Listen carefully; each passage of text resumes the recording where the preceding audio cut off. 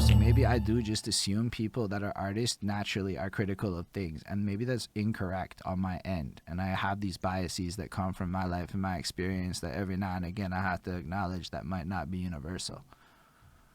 Um, for well, just to reinforce what you said, being critical about things, if it doesn't concern me, no. Mm, that's What nifty. what is what is it of my business? Like, you make your music, make yourself happy, however you like to make your music, do your thing. Now, if it doesn't mesh with the Serenity brand, that's where I might be a little more critical and give constructive criticism. If it starts to mesh or try to, if we're doing a collaboration or you're trying to mesh with the Serenity brand, because there's a standard that I'm trying to set for Serenity. And so that's why I would then become critical, maybe.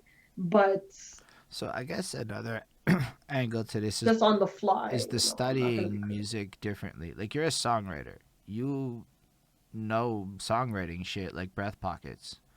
So you'd appreciate that in a way that a regular person, and I don't mean to say, I mean like somebody that doesn't write songs, that doesn't know anything about that, they're not hearing that shit the way that you would hear shit. Mm-hmm.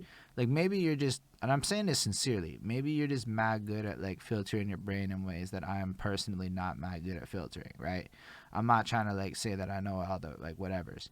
But like to me it's astounding that you can just do that. Like you can just go, yo, now I'm a fan again.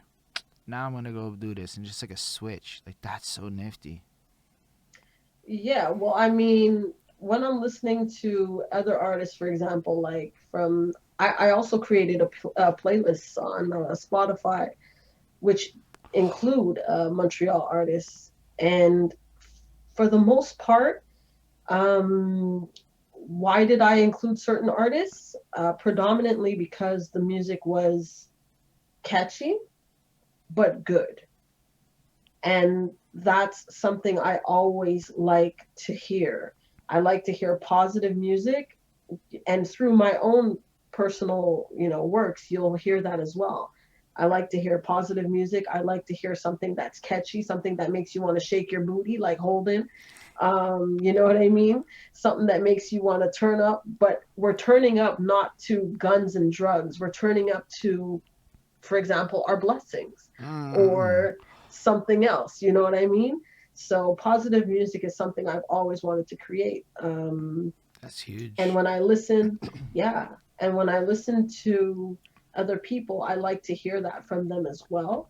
If I don't hear that from them, at least give me another element that I like to hear, which is the dancing, the vibe, the energy.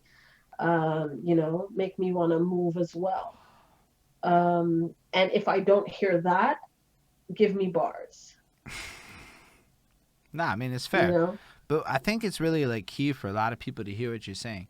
So, cause yo, we did get kind of tangential, but I think it just added extra element to the bigger point I wanted to make. Cause back to that tastemaker shit. So if we as artists have the great taste, da da da, all that shit, and then you think about what you do with your creative process, where you sit there and you listen to your shit on loop and determine if the tastemaker that is Serenity can fuck with this tune. It doesn't matter what anybody else thinks. Whereas I think I come from a culture of sitting there and criticizing everything and everything with my peeps. So that's all I ever really did. I don't even think I ever trusted myself until like really that's recently. And I say that's where recently it as in starts. like months, not even years. Okay.